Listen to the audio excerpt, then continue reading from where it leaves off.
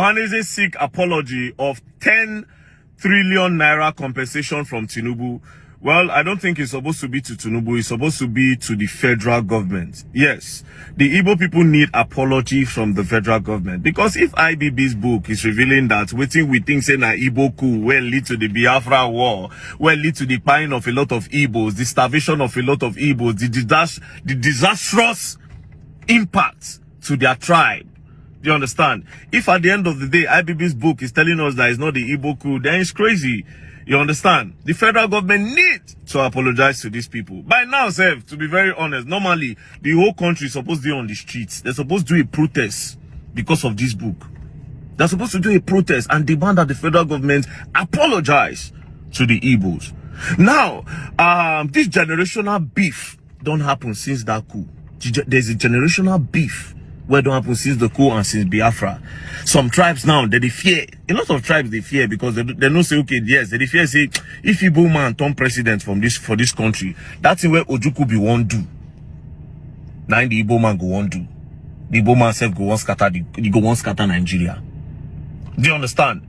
The Yorubas, from which side they say, because the Yorubas and the Igbo, they always attack themselves for Twitter. The Yorubas go attack Igbos. They go call, the Igbos go attack Yorubas, say they be betrayer, and they betray this thing where make Ojuku no get Biafra. The Yorubas go talk their own. Do you understand? But again, that thing, that's cool, has dented the names of the Igbos where make some tribes does not want an Igbo man to get power. Usually it's supposed to be outside Igbo Yoruba where go enter power. You understand? They're supposed to share them.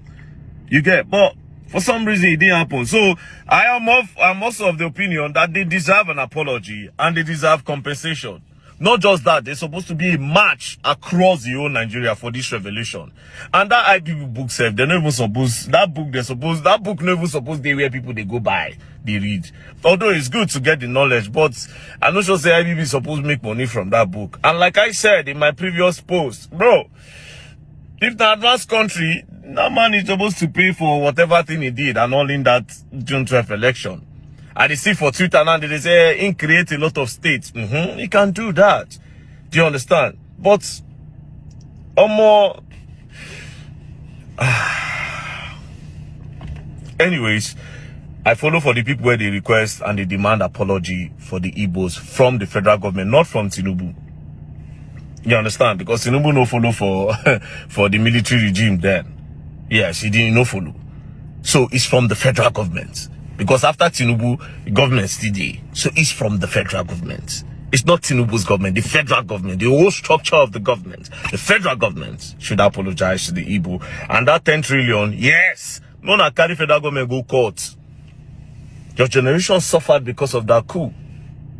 Not just your generation, because at the end of the day, not only the Igbos they buy during this thing. My own generation too suffer.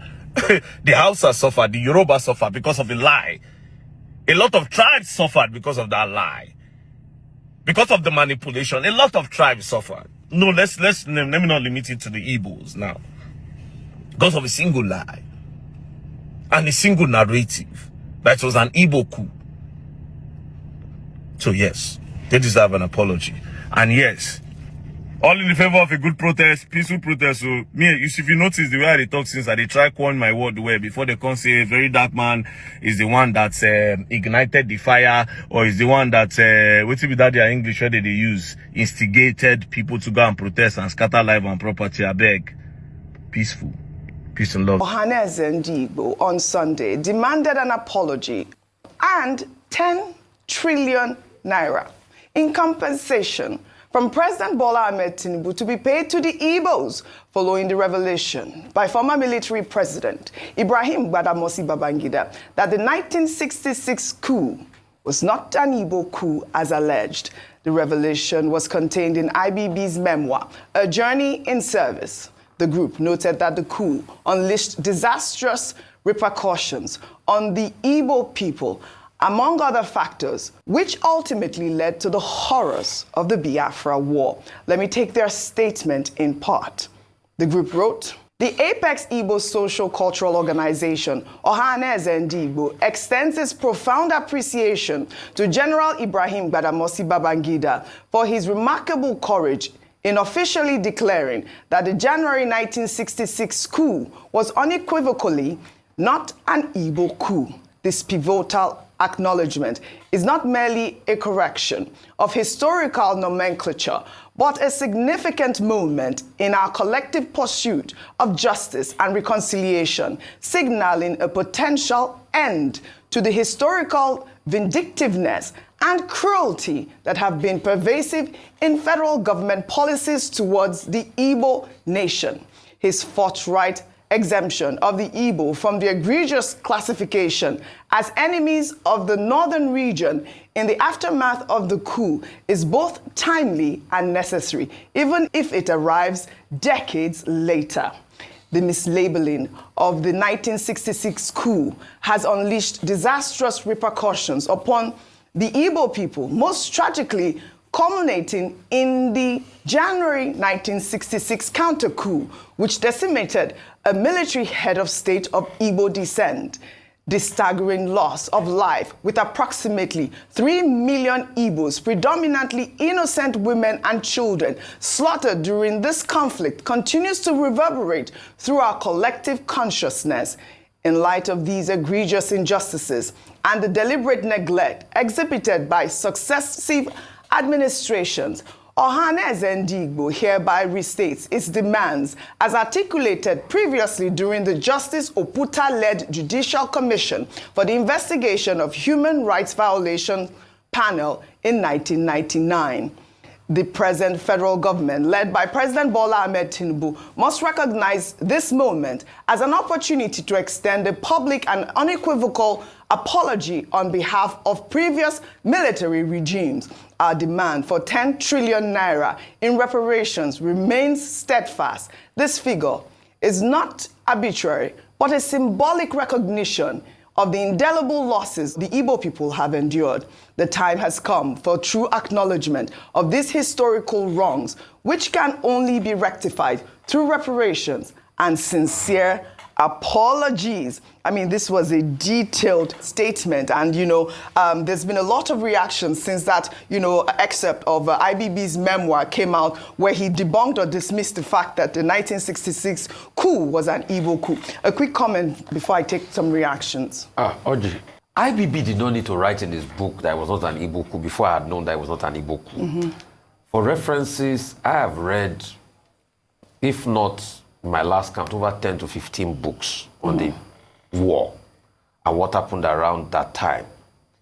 One of the most updated one that was not really biased was Centaure's account of the Nigerian Civil War. I've read Philip Evio's account, The Cage Bird Sings. I've read, Frederick Foster. I've read many accounts. It was not an Igbo coup. There was no Igbo coup. The narrative of an Igbo coup was to be able to hang a particular ethnic group in all of that. These were a bunch of idealists that said, oh, the way forward to obliterate this political class, this thieving political, and their problems then was the same thieving political class. The coup plotters. Yes. That they became very idealistic. And where did that mindset come from? It came from the elections and the fight that ensued after the second elections, after the 59, I think the 64 elections, where they saw what the political class was doing, where they saw what was happening in the south and other regions of the country. So this bunch of idealists felt that they could save the country, which was a big mistake. Ademoye that wrote the book, Why We Struck, was not an Igbo man. Kaduna Nzego was from Okpanam. Kaduna Nzego was so Hausa. They have Igbo doctrine, was born in the north. His name was Kaduna because he was born in Kaduna. So all of this was part of the sentiment that they used for this war then. And there are many copious accounts. It was just a bunch of idealists. They felt the way to go was the way to clean up the system, but it was wrong. There was no ethnic. The same narrative of ethnic coloration stemmed from what the political class started infusing, so that there was going to be a fight back. Coupled with the media. And that's why foreign medias also played a role in this. And they whipped up that sentiment, and it started to snowball into the anarchy. Right. In moving forward, we need to heal. We Absolutely. need to know that we are all on this table of this hurt and pain, and we should try as much as possible to fix it. And we must be able to do justice. The greatest form of reparation for me is justice. Yeah. And we must stop the marginalization against the IBB'S. Infrastructure must be built in that land. All right. We must allow infrastructure go round. Yes, we have development commission across all regions now. There are statutory transfers to the budget. Yeah. We must be able to pump money there. Also, we must bring about federal infrastructural present development. Then we must also stop this talk. An Igbo man cannot be president. Who said so? Who said so? Because you see, these people forget a lot. After the Civil War, one of the paths to reconciliation was a deliberate attempt by the two key political parties to have Philip Omiedi as the running mate of Awolowo and what's his name now? The number one, Alex Ekweme. Alex Ekweme, the first man to get a PhD in architecture in Nigeria. All right. So we need to be able to bring ourselves to this table of recompense and bring the conversation clear on the table that we must fight for a path to peace and stop this Igbophobia and hate against Igbos and all of that. All of us must be one to make this unity work. All right. So you're up for that, compensation, the 10 trillion. I mean, there's been conversation about, how There's that amount of money. No, there should be some sort of wider consultation as to how Ohaneze arrived at that amount of money. But for me, due compensation. You believe in due compensation. A lot of federal infrastructure in the east and other parts that have been disgruntled in the country, sustainable ones. That's what I don't know about 10 trillion. All right. But I'm all about justice. So let me take a comment that followed that story. This is from Justin Collins, who wrote, Ohaneze and Igbo's demand for an apology and 10 trillion naira in compensation from President Tinubu following IBB'S clarification about the 1966 coup underscores the Igbos deserving recognition of their historical grievances. This call for reparation reflects the ongoing need for acknowledgement of past injustices in the nation. The 1966 coup was never an Igbo coup. It was a narrative instigated by the Hausa, Fulani, and other tribes to deny the Igbos their rightful place in Nigeria's leadership. This misrepresentation has fueled decades of injustice against the Igbo people. And, that sums up the sort of conversation we're hearing from the sides of, whether or not we're going to pay reparation. Well, amidst all the revelations made in IBB'S book, a historic video of the late Chief MKO Abiola's appeal to General Ibrahim Badamasi Babangida in June 1993, shortly after the annulment of the June 12 presidential election, has resurfaced online. In his address, Abiola urged Babangida to reverse the annulment and return the will of the Nigerian people, emphasizing the need for democracy and justice. Let's take a look. I must appeal to Babangida, if he really truly loves Nigeria, he should set Nigeria free. If he becomes a civilian, as the army seems to be telling him to do now, it will make things a lot easier. Because it will be one civilian against the other. A man with a loaded gun, it takes a lot of courage to confront him the way God has had to make me do in the last few days, in the last few weeks. But if he did not want a transition, why order an election? All right, reactions galore. Well, Sadiq Abacha, son of the late military head of state, Sani Abacha, has defended his father following allegations that forces led by his father, who was then Chief of Defense Staff, orchestrated the annulment of June 12, when in a post on Facebook on Saturday, Sadiq praised his father's legacy and expressed confidence that history will ultimately judge him favorably. His post reads, "The man Abacha, you have always been the man they have envied with silent deceit. History shall remember you for being a better leader. No matter how much they try to put you down. As a son, I'm most proud of you today. You indeed are the man they wish they were half of." Well, Sadiq concluded his statement with, a Hausa phrase, which means whoever utters insult at a public market knows who they are intended for. I mean, this was a trending post. Ayo, you're shaking your head. It was a trending post. And we also saw Gusu Abacha's tweet where she wrote "weakling" on X, a direct dig at IBB. Ayo, quickly. All right. I think it's only in a place like Nigeria that would give guts to these children to come out and speak like this.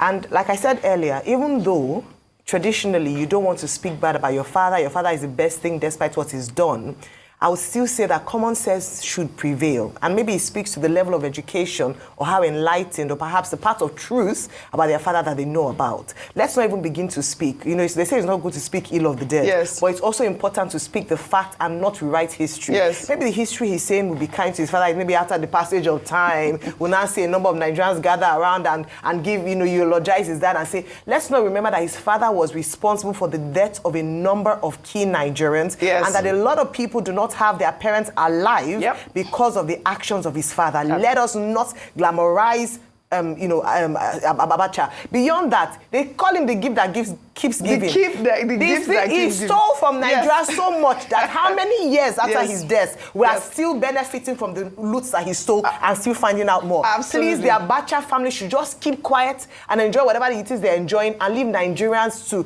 just, Yes. think of the years or try to forget the evil years of the Abacha days. That's what I would say. Well said, Ayo. There was a breakdown, 30 cents made over the, I was trending over the weekend. I mean, I wish we had that to pull They up. teach their children And to they loot. broke down how much money that, Abacha had looted over the years. 30 cents did the Lord's work. And then, still counting. We're still... and what have we done with those monies That's in any another ways? one. In David But O's let words, me... fem. Just But Professor Anthony Killer, this memoir has, generated reactions. But you know what? In 2019, President Muhammadu Buhari stated that he would